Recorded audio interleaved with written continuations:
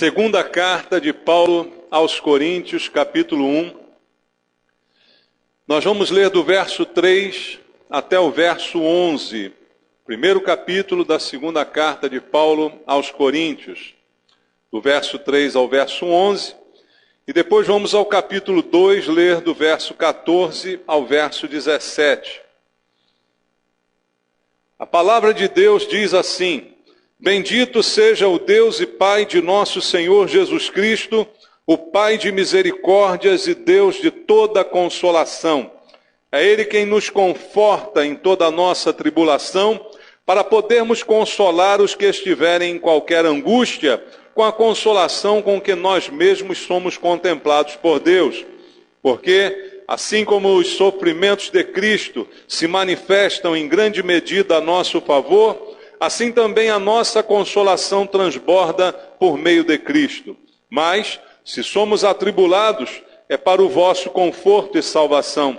Se somos confortados, é também para o vosso conforto, o qual se torna eficaz, suportando vós com paciência os mesmos sofrimentos que nós também padecemos.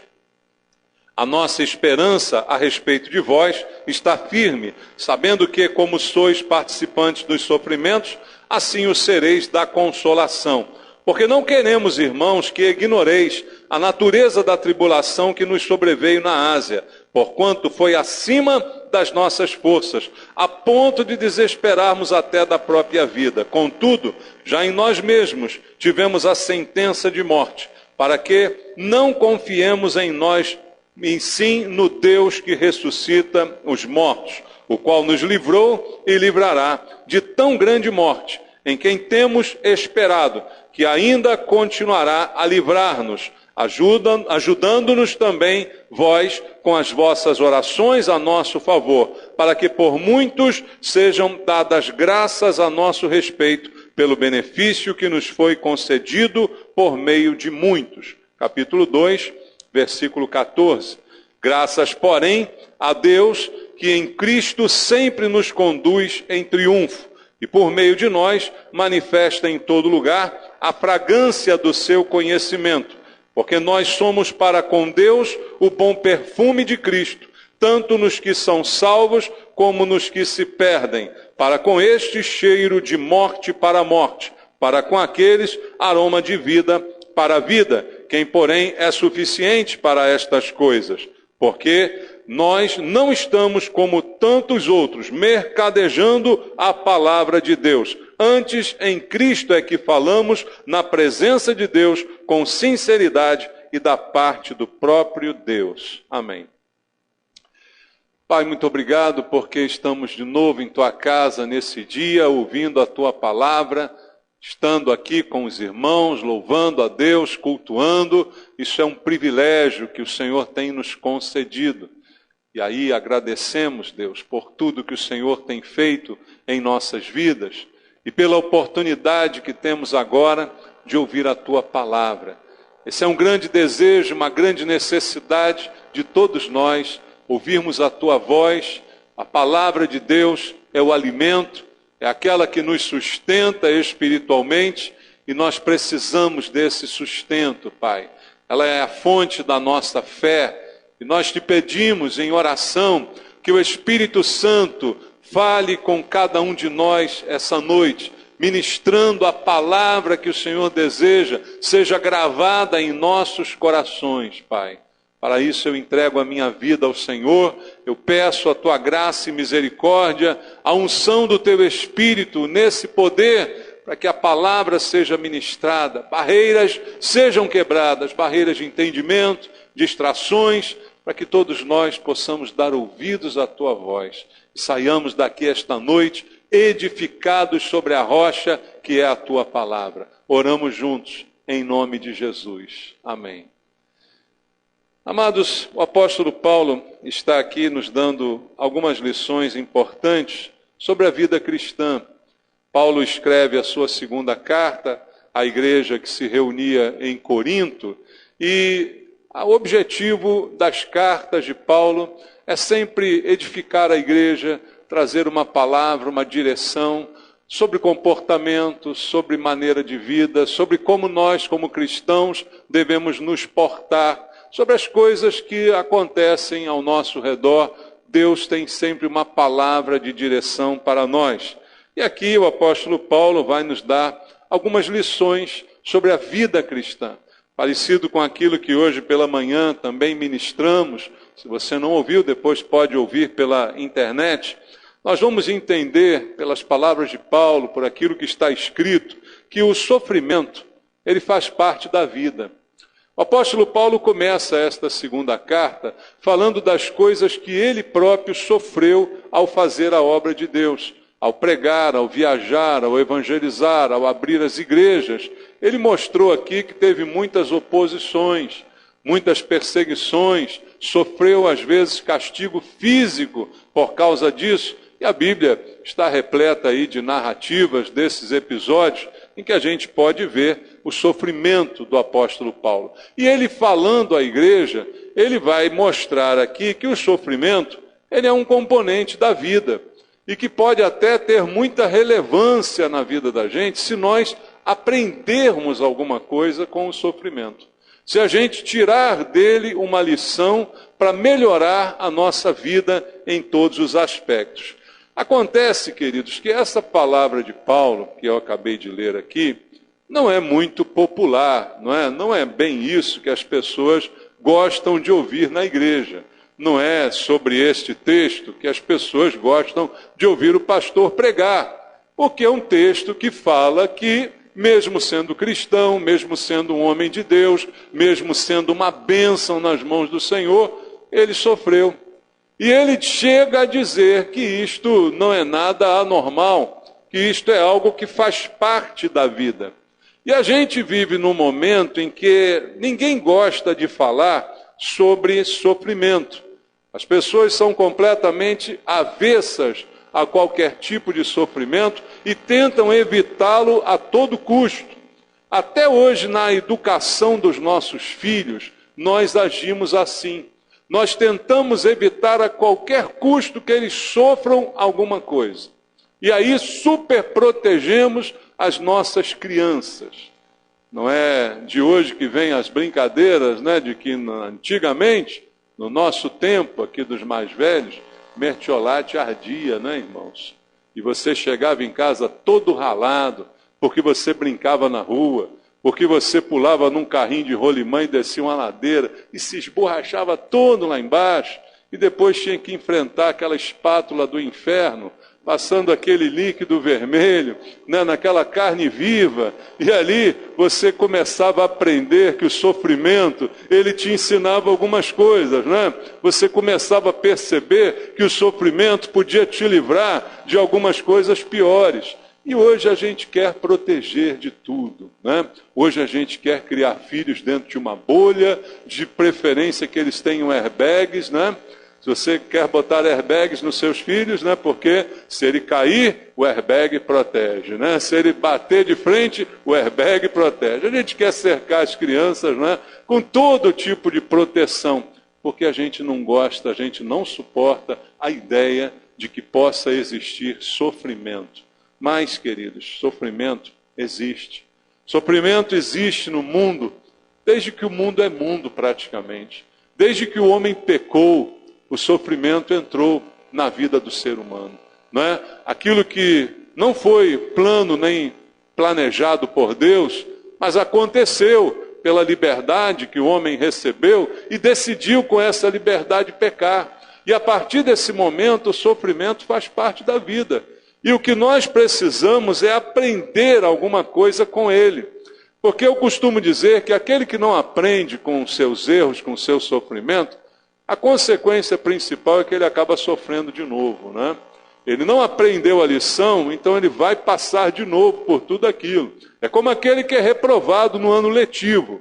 Ele não aprendeu, então ele vai passar de novo tudo aquilo que já tinha sido ensinado, porque não aprendeu a lição. Então há algo terapêutico no sofrimento, apesar de não ser um assunto popular, ele é um assunto bíblico que precisa ser ensinado para que a gente possa até ter uma geração mais forte, irmãos.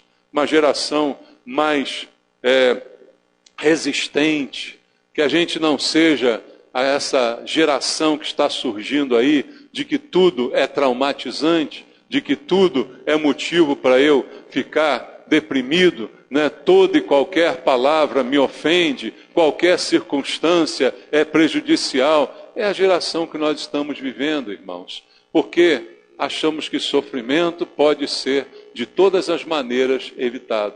Mas aí chega a Bíblia, a palavra de Deus, e diz para mim que eu posso passar por sofrimento, mesmo quando está tudo bem na minha vida, mesmo quando eu estou fazendo tudo certo, mesmo quando eu não fiz nada errado, porque a gente pensa no sofrimento como uma punição. Eu fiz alguma coisa errada e vou ser punido então. E de fato, muitas vezes o sofrimento é uma punição. Quando nós corrigimos os nossos filhos, de alguma forma estamos infringindo a eles um sofrimento, que é consequência de algo errado que fizeram. Todo castigo, toda repreensão parte deste princípio. Mas nem todos os sofrimentos que nós vamos enfrentar no mundo vão obedecer a esse critério. Às vezes a gente vai fazer tudo certinho, às vezes a gente vai agir de forma irrepreensível e mesmo assim o sofrimento pode bater na nossa porta. A palavra de Deus, ela nos ensina que para o justo o sofrimento tem um aspecto terapêutico. E veja, sofrimento alcança todo mundo, tanto o justo quanto o injusto, tanto o salvo quanto o pecador. Todos estão sujeitos a todas as coisas. A própria Bíblia nos ensina, Jesus falou sobre isso, o sol nasce sobre bons e maus, a chuva cai sobre bons e maus. Tudo acontece a todos, irmãos. Então, há uma diferença, e a diferença é que na vida do justo, quando o justo sofre, há um aspecto positivo nesse sofrimento, que é o aprendizado que nós podemos tirar dele para a nossa própria vida. E outra, mais importante ainda do que o aprendizado, é que o justo, ele tem em Deus o seu consolo. Quando o ímpio sofre, não há quem o console. Quando o ímpio passa por uma desgraça, não há quem possa consolá-lo. Mas nós, quando enfrentamos as mesmas coisas, temos alguém em quem temos consolo. E a Bíblia deixa claro que o nosso consolo vem do Senhor. No versículo 3 do texto que lemos no início, Paulo começa dizendo assim: Bendito seja o Deus e Pai de nosso Senhor Jesus Cristo, Pai de misericórdias e Deus de toda consolação. Em Deus eu tenho toda a consolação que eu necessito. Veja, a Bíblia não diz que eu, como cristão, não sofrerei, mas ela diz que caso eu sofra, eu tenho um consolador, que está sempre comigo, Deus conosco, em todos os momentos. Jesus mesmo afirmou, não nos deixaria órfãos, porque ao partir deixaria o Espírito Santo, o nosso Consolador. Então a diferença entre o ímpio e o justo não é que um sofre e o outro não sofre, mas quando sofre o justo, em Deus ele tem o consolo que ele necessita. E esse consolo é verdadeiro. Quando o ímpio sofre, ele também busca consolo. Todos nós precisamos de consolo, mas o consolo que ele encontra não é verdadeiro, não vai de fato consolar, mas muitas vezes apenas funciona como um paliativo. E muita gente vai para tudo que é lugar na busca de alguma coisa que o conforte, que o console no seu sofrimento. Nós não precisamos ir a lugar nenhum, porque nós temos Deus ao nosso lado o tempo todo, e é dele que vem o nosso consolo. No verso 4, Paulo diz, é ele que nos conforta em toda a nossa tribulação. Veja Paulo dizendo, eu tenho um Deus que me conforta na minha tribulação. Alguém perguntaria, por que eu não tenho um Deus que me livra da tribulação e que impede que eu passe por ela? Não seria melhor do que apenas me consolar, não é? Ele deveria impedir que eu passe por algum problema, deveria impedir que algum mal aconteça, me sobrevenha. Mas não, a Bíblia diz que ele permite a tribulação. Mas a diferença é que ele me consola, me conforta em toda e qualquer tribulação. Deus está presente para nos confortar. E isso foi a realidade vivida pelo apóstolo Paulo. E ele continua dizendo, para podermos consolar os que estiverem em qualquer angústia, com a consolação com que nós mesmos fomos contemplados por Deus. Veja como funciona. Eu passo por uma tribulação, por um problema, Deus me consola. E agora eu me torno um agente de Deus na consolação dos outros. Paulo diz, eu que fui consolado, agora posso consolar também alguém. Posso servir de apoio, posso ser alguém de consolação na vida do meu próximo. E isso, conforto, consolo que nós recebemos de Deus, é a certeza de que Ele está ao nosso lado. E uma vez que eu recebo isso, eu me torno um agente transmissor dessa consolação.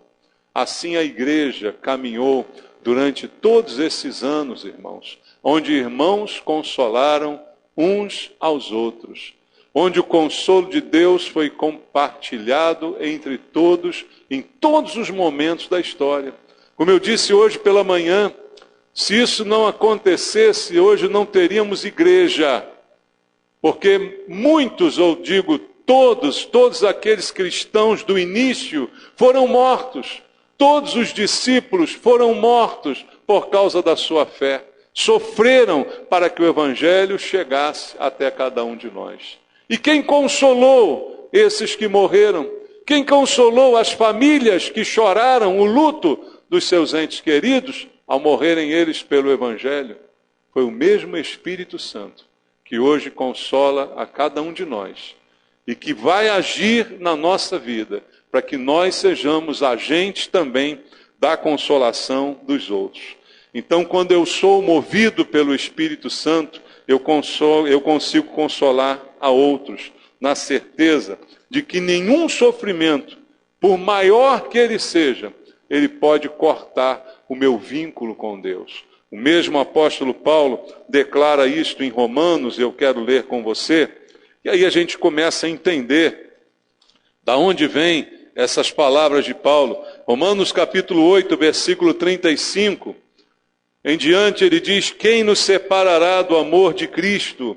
Será tribulação, ou angústia, ou perseguição, ou fome, ou nudez, ou perigo, ou espada? Como está escrito, por amor de ti somos entregues à morte o dia todo. Fomos considerados como ovelhas para o matadouro. Em todas estas coisas, porém, somos mais que vencedores por meio daquele que nos amou. Porque eu estou bem certo de que nem a morte, nem a vida, nem os anjos, nem os principados, nem as coisas do presente, nem do porvir, nem os poderes, nem a altura, nem profundidade, nem qualquer outra criatura poderá separar-nos do amor de Deus que está em Cristo Jesus nosso Senhor. Olha a convicção de quem sofreu tantas vezes, mas tantas vezes foi consolado por Deus, tantas vezes foi amparado e assim foi até a morte. Mas nem a morte pode nos separar do amor de Deus em Cristo. Jesus disse, aquele que crê em mim, ainda que esteja morto, viverá. Jesus não vai evitar todas as mortes, irmãos. Jesus não vai evitar todas as doenças, todos os problemas, todos os males, todas as dores, mas Ele estará conosco em todas elas. E nenhuma delas terá a capacidade de nos separar do amor de Deus. O amor de Deus não significa que eu estarei isento de qualquer intempérie na minha vida, de qualquer sofrimento no caminho que eu vou trilhar. Mas significa que Ele estará comigo, significa que Ele me consolará e em todos os momentos eu sentirei o seu amor. Será que Paulo sentiu o amor de Deus quando estava sendo decapitado? Será que Estevão sentiu o amor de Deus enquanto as pedras lhe feriam o corpo até que ele morresse apedrejado? A gente tem uma visão romântica do amor de Deus, como quem imagina passarinhos cantando, né? Ah, Deus me ama. Deus te ama até quando você está na pior. Deus te ama até quando você está chorando e sofrendo. Deus te ama quando você está sendo apedrejado e morto. Porque a tua vida pertence ao Senhor. E nada, nem ninguém poderá te separar do amor de Deus que está em Cristo Jesus.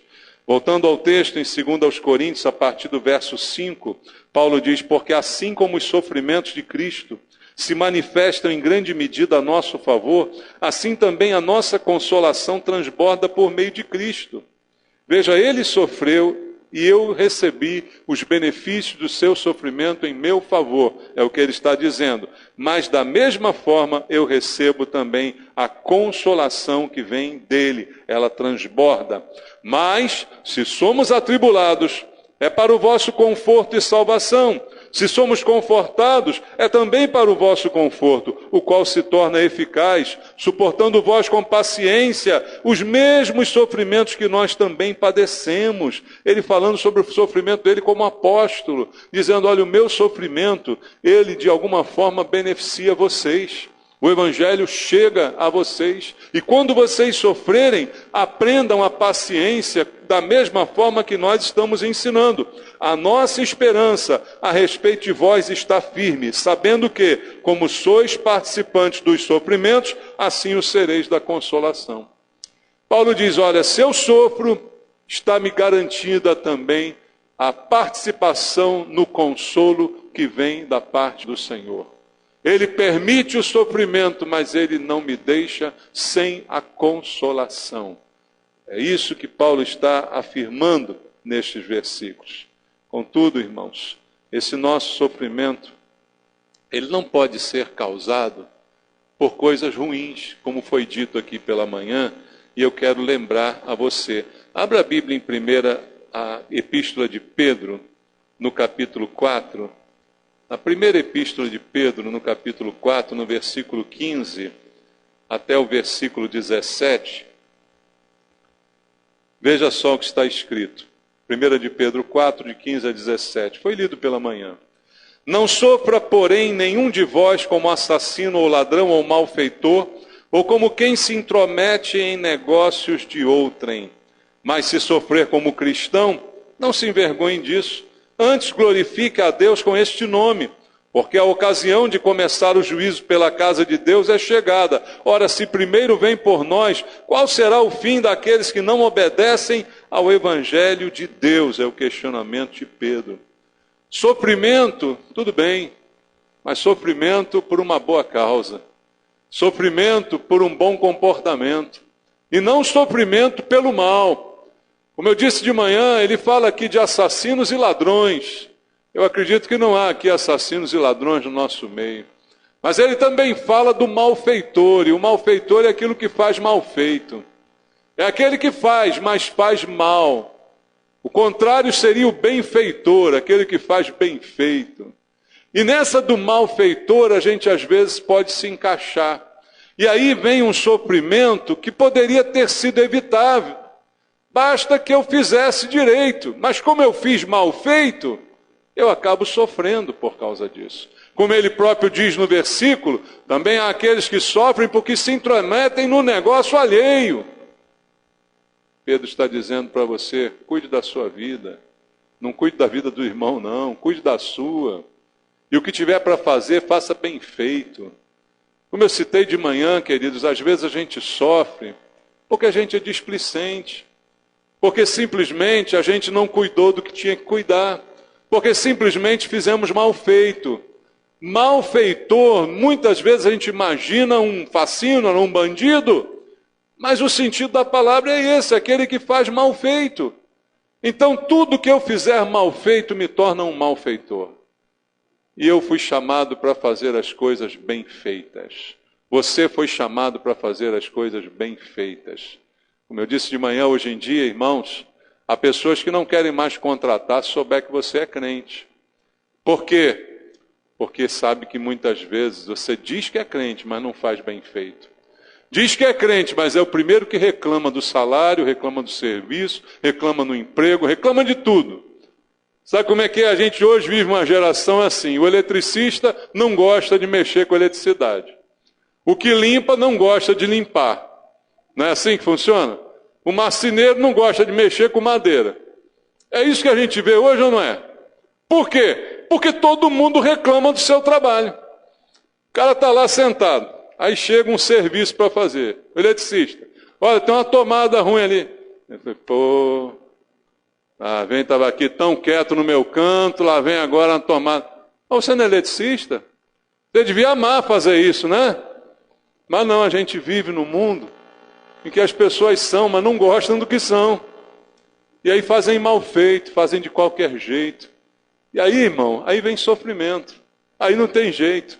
Mas esse sofrimento poderia ser evitado se eu fizesse bem feito. Você já viu como tem gente que reclama de trabalho? Você é pago para quê? Eu sou pago para limpar. Se não tiver nada para eu limpar, para que vão me continuar me pagando?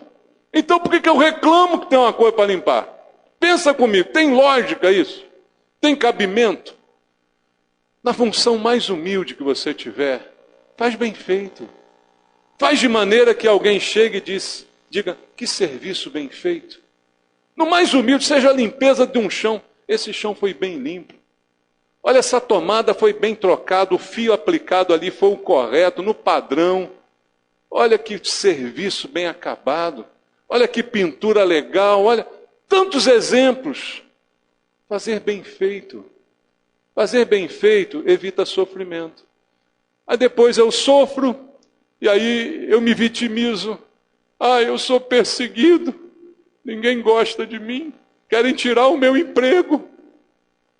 Irmãos, será que a gente vive num outro mundo? Você não vê isso acontecendo?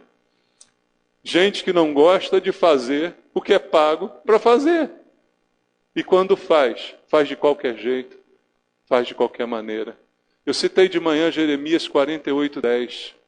Ali está escrito, maldito que fizer a obra do Senhor relaxadamente. Sempre digo, ali não está escrito maldito quem não fizer a obra do Senhor. Ali está escrito que é maldito quem fizer. Fez, mas fez mal, é malfeitor. Fez mal feito, fez de qualquer jeito, fez relaxadamente. Isso é maldição para a vida da gente. E aí é sofrimento que eu podia evitar. Então quando a Bíblia fala de sofrimento, não fala desse tipo não. Pedro diz, olha, não sofra ninguém como ladrão, não sofra ninguém como assassino, como um malfeitor, como quem se mete na vida dos outros. Agora, se sofrer como cristão, dê glória a Deus por isso. Não se lamente, não murmure, não fique reclamando de Deus nem da sorte, porque você sofreu como um cristão. Agora, sofreu fazendo errado, sofreu fazendo mal feito, bem feito. É mais ou menos isso que Deus está dizendo. Você merecia esse sofrimento. E ele poderia ser evitado.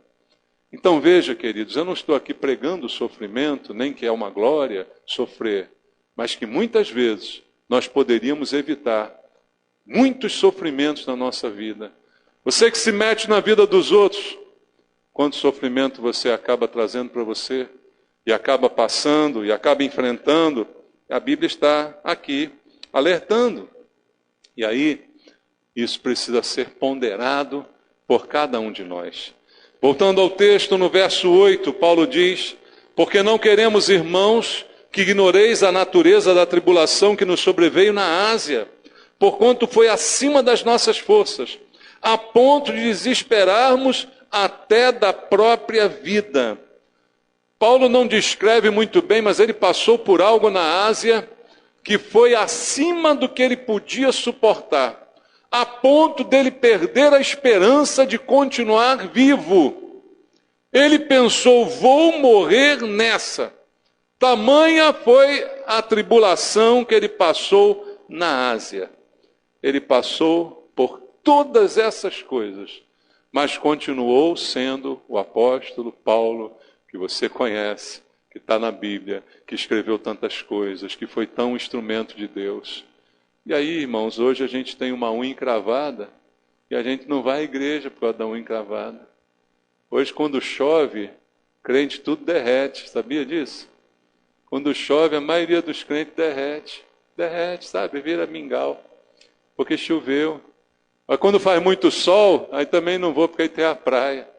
Não é assim que nós estamos vivendo? E Paulo passando por uma tribulação que ele pensou até que não ia ter mais jeito para a vida dele. Foi acima do que ele podia suportar, acima da sua capacidade humana de resistir. Mas teve alguém ali com ele que não deixou ele morrer.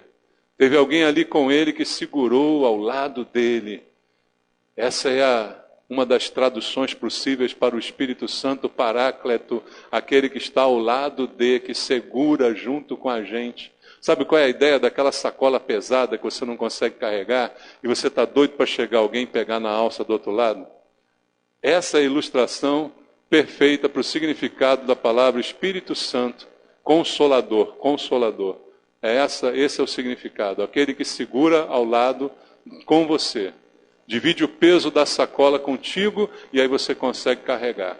Ele não tira a sacola de você, não carrega por você. O problema é que a gente é abusado, né? Quando alguém vai te ajudar, você já joga a sacola na mão da pessoa, né?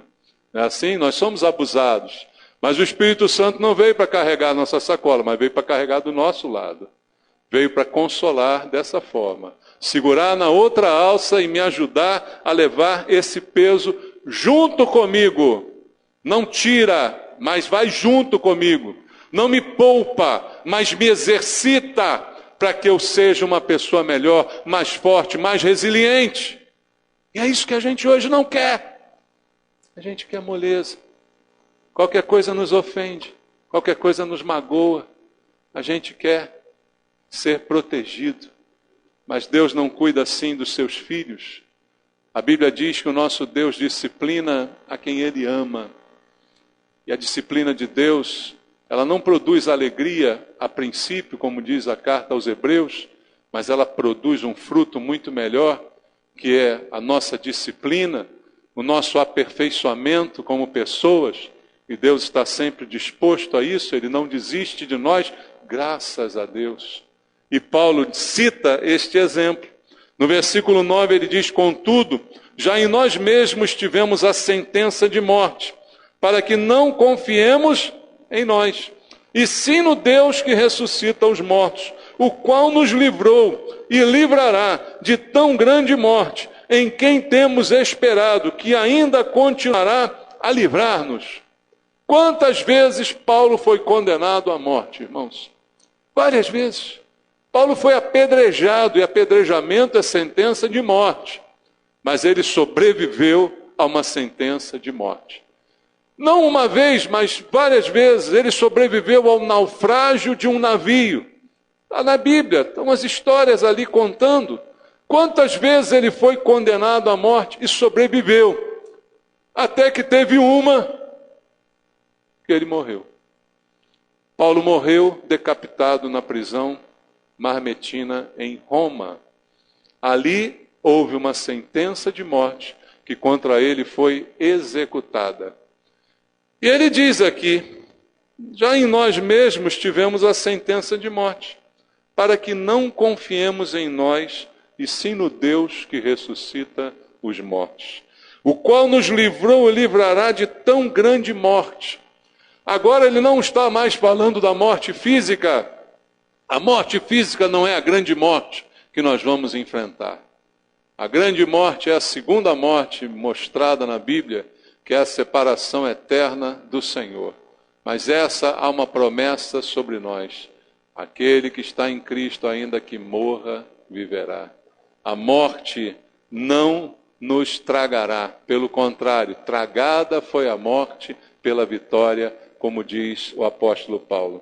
Em quem temos esperado, que ainda continuará a livrar-nos. Depois de passar por tudo isso, ele continua dizendo: eu creio no livramento, eu creio que a minha vida está nas mãos de Deus, eu creio que o Senhor está cuidando de todas as coisas, mesmo quando eu estou sofrendo.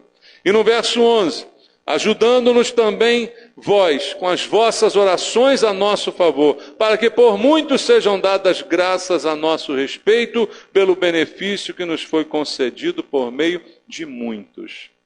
E aqui Paulo fala à igreja a respeito da oração. Ele diz, é bom que a gente ore uns pelos outros. Eu agradeço a Deus pelas orações de vocês por mim, diz Paulo. A igreja orou por ele muitas vezes, e a igreja deve continuar orando. E sabe um exemplo que eu mais gosto da oração da igreja? Está em Atos capítulo 12. Lá em Atos capítulo 12, a Bíblia diz que aquela igreja, a igreja que a gente chama de primitiva, estava orando na casa, não é? Estava orando na casa possivelmente da mãe de Marcos, o evangelista. Estavam ali orando porque Pedro e Tiago tinham sido presos pelos romanos. Os dois estavam na prisão. E a igreja estava em intercessão constante pela vida dos dois. Aconteceu um milagre de madrugada, as portas da prisão se abriram. Automaticamente, diz a Bíblia, a primeira menção de um portão automático no mundo está na Bíblia, viu? Elas se abrem automaticamente e Pedro sai. E ele bate lá na igreja que estava orando e todo mundo fica surpreso, porque houve a resposta da oração. Só que a oração não era só por Pedro, era por Tiago também. Pedro foi livre e Tiago foi morto ao fio da espada, foi decapitado naquela prisão. Foi o primeiro dos apóstolos a morrer, Tiago. A oração livra um, mas não livra o outro. É assim que eu devo interpretar? Não. A oração é o nosso privilégio de estar com Deus, intercedendo pelos nossos irmãos. Tiago foi pior do que Pedro? Ou foi Pedro melhor do que Tiago? Não. Tiago simplesmente foi primeiro. Está com o Senhor desde aquele tempo, desfrutando daquilo que nós um dia desfrutaremos. Então é importante a oração da igreja. Independente se ela vai dar certo, se não vai dar certo, porque o nosso conceito de dar certo é que as coisas aconteçam do jeito que a gente quer. E quem disse que aquilo que eu quero é o melhor? Quem disse que eu sei de tudo? Quem disse que eu sou onipotente, onipresente, onisciente e que eu sei de tudo que é melhor e que eu devo dar ordens a Deus para que Ele faça o que eu quero? Oração não é para isso, irmãos. Oração é para nós termos o privilégio de juntos orarmos, intercedermos uns pelos outros, termos comunhão com Deus e clamar a Deus. Mas a vontade dEle é soberana. E Ele é poderoso para fazer, como dizia Paulo, infinitamente mais do que tudo quanto pedimos ou pensamos. O que eu imagino ser a solução, Deus tem algo muito melhor do que eu imagino. Então nunca diga a Deus o que Ele deve fazer. Recolha-se a sua insignificância. Não diga a Deus o que é que Ele deve fazer, porque Deus faz sempre aquilo que é melhor. Por isso Jesus nos ensinou a orar dizendo, seja feita a tua vontade, assim na terra como no céu. Eu oro, eu falo para Deus qual é a minha vontade, mas eu espero que a vontade dEle se realize. Quando eu oro querendo que a minha vontade seja feita, há uma grande chance de eu sair decepcionado dessa oração. Quando simplesmente não é realizada a minha vontade, porque a vontade de Deus, não sei porquê, não era igual à minha. Será que eu tenho algum motivo para isso? Por que a vontade de Deus não era igual à minha? Recolho-me a minha insignificância. Mas o que Paulo está ensinando é a oração da igreja. E ele contava com essa oração. Queridos, nós que precisamos aprender com essa história é que sofrimento faz parte da vida. E que Deus nos consola. E que nós devemos consolar uns aos outros, como diz a palavra do Senhor. Nós devemos ser agentes de consolação. Da mesma forma, nas experiências que temos com Deus, onde somos consolados, devemos levar essa mensagem de consolo às pessoas também. Devemos orar uns pelos outros. Devemos interceder pela igreja. Devemos orar a Deus por livramento, sim, por que não? Jesus também ensinou na oração do Pai Nosso, dizendo, Pai, não me deixe cair em tentação, mas livra-me do mal. Por que não orar por isso, sim? Mas Deus tem o controle de todas as coisas. Deus é soberano sobre todas as coisas. E agora, indo ao texto que nós lemos no final, em 2 Coríntios, capítulo 2, versículo 14, o apóstolo Paulo nos dá também uma lição. Ele diz: graças, porém, a Deus, que em Cristo sempre nos conduz em triunfo. Por meio de nós, manifesta em todo lugar a fragrância do seu conhecimento. Porque nós somos para com Deus o bom perfume de Cristo, tanto nos que são salvos, como nos que se perdem. Para que este cheiro de morte para a morte, para com aqueles aroma de vida para a vida, quem, porém, é suficiente para estas coisas. Porque nós não estamos como tantos outros mercadejando a palavra de Deus. Antes, em Cristo é que falamos na presença de Deus com sinceridade e da parte do próprio Deus. Independente dos sofrimentos, nós sempre somos conduzidos por Deus em triunfo. Somos instrumentos de Deus para levar o Evangelho a todo mundo. Em Cristo, somos conduzidos pelo Senhor. E isso, eu já expliquei esse versículo aqui uma vez, vou explicar de novo para que ninguém se perca. Quando ele diz, graças a Deus, que sempre em Cristo nos conduz em triunfo, a visão errada que a gente pode ter olhando para o texto em português é pensar assim: Deus me pega, me levanta, me sacode como um troféu e me conduz em triunfo. E eu vejo a multidão me aplaudindo, aplaudindo o meu triunfo. Eu já pensei isso sobre esse texto. Você já pensou assim? Confessa aí, pode confessar. Você já pensou que esse texto significava isso? Você é conduzido em triunfo, as pessoas têm que te aplaudir. Né? Tem até as músicas que diz, né? Quem me viu passar na prova e não me ajudou, agora vai me ver. Né? Lá no triunfo, e vai ter que me aplaudir. Ou coisa mais antibíblica que essa música, meu irmão. Não é porque é música cristã que vale alguma coisa, não. Tem muita que não presta, tá? Cheia de erro teológico.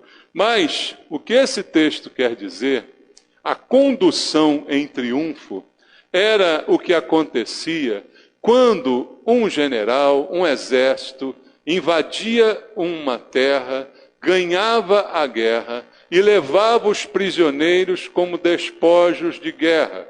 Os prisioneiros, os bens, eram levados de volta como despojos de guerra.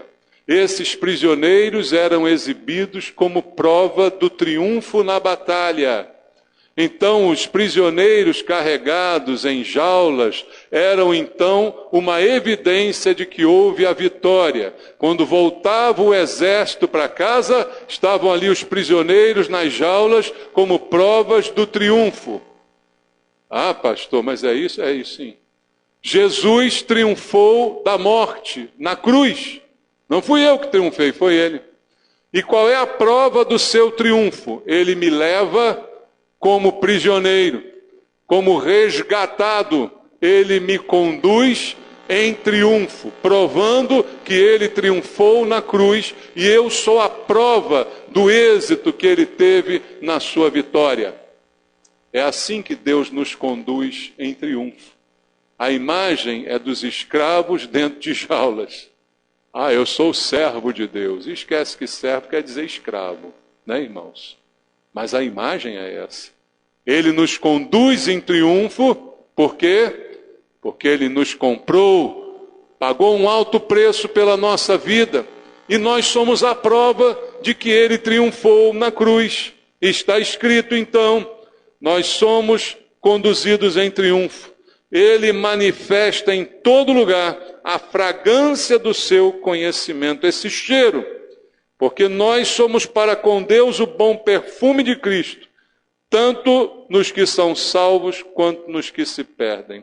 Para os que se perdem, um cheiro de morte para a morte. Para os que são salvos, aroma de vida para a vida.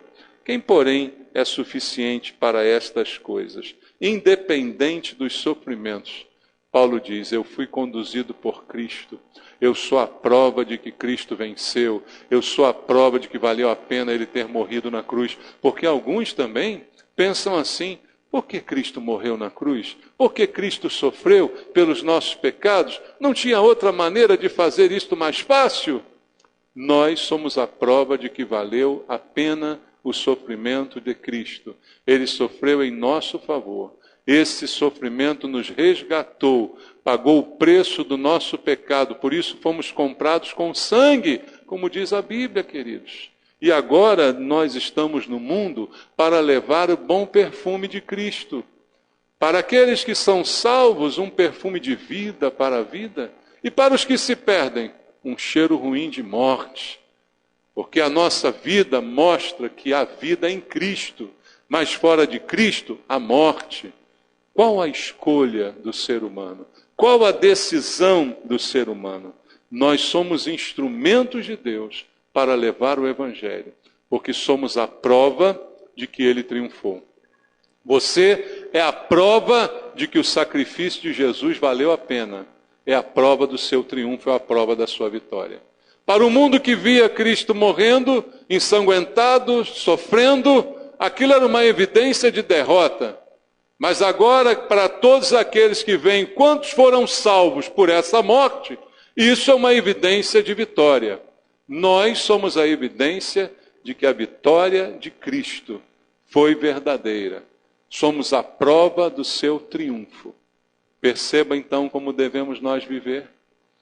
Faz parte da vida o sofrimento, mas faz parte também estarmos com Cristo, termos com Ele consolo, termos oração uns pelos outros, vivermos uma vida comum na igreja. Esse é o plano de Deus, irmãos. Foi dessas coisas que Paulo falou para quem quer ouvir a palavra de Deus. Por isso ele terminou dizendo no versículo 17, nós não estamos como tantos outros. Veja, na época de Paulo, já tinham tantos outros fazendo isso. Fazendo o quê? Mercadejando a palavra de Deus. Antes em Cristo é que falamos na presença de Deus, com sinceridade e da parte do próprio Deus. Parou para pensar nisso? Na época de Paulo já tinha gente mercadejando a palavra de Deus. O que é mercadejar? É negociar, né? É fazer negócio com ela. Na época de Paulo, irmãos, já tinha gente fazendo isso. E hoje? Mas por quê? Tanta gente faz negócio com a palavra de Deus? Porque existe também muita gente interessada em benefícios na palavra de Deus. Então o falso profeta só existe porque existem as falsas ovelhas. Um alimenta o outro. Um depende do outro. Um fala mentiras e o outro quer ouvir mentiras. Um faz falsas promessas e o outro quer ouvir falsas promessas. Então um complementa o outro. Mas Paulo diz, nós não estamos mercadejando a palavra como tantos outros. Estamos apenas falando o que está escrito. Gostou? Gostou. Não gostou? Tome seu rumo. Mais ou menos isso que Paulo estava dizendo. E é isso, queridos, que você sempre vai ouvir aqui nessa igreja. Não é aquilo que agrada, não é aquilo que floreia, mas é só a verdade. Só a verdade. Gostou, gostou. Não gostou, não tem outra. É só essa mesmo. Você entende isso? Mas Deus quer falar o teu coração. Se a palavra vem, é porque Ele quer ministrar. Ele quer ministrar para mudar conceitos, mudar ideias erradas, mudar superstições, tirar, libertar. É assim que a palavra da verdade liberta. Ela liberta de toda a carga de coisas erradas que eu trouxe na minha vida. Mas já chega o tempo passado das coisas erradas. Agora é nova vida, irmãos. Agora é tudo novo. É deixar para trás aquilo que não serve e partir para aquilo que realmente é o mais importante, a verdade do Evangelho, a verdade que liberta. Conhecereis a verdade e a verdade vos libertará. Tem sofrimento? Tem. Não vou enganar você. Quer ser enganado? Vai para uma igreja em que o pastor diz que ninguém vai sofrer, que se você orar direitinho, nada vai acontecer na sua vida. E se acontecer, é porque você não orou direito. Você não teve fé suficiente, você não declarou o abracadabra correto. É por isso que você sofreu. Se você prefere isso, vai lá ouvir isso. Aqui não. aqui você vai ouvir a palavra de Deus. E ela fala que tem sofrimento. Tem. Eu gosto? Não. Eu desejo? Muito menos. Mas se eu passar por ele, há um consolo. E esse consolo é o Espírito Santo. Ele está em mim, ele habita em mim, e ele estará sempre comigo. Sempre.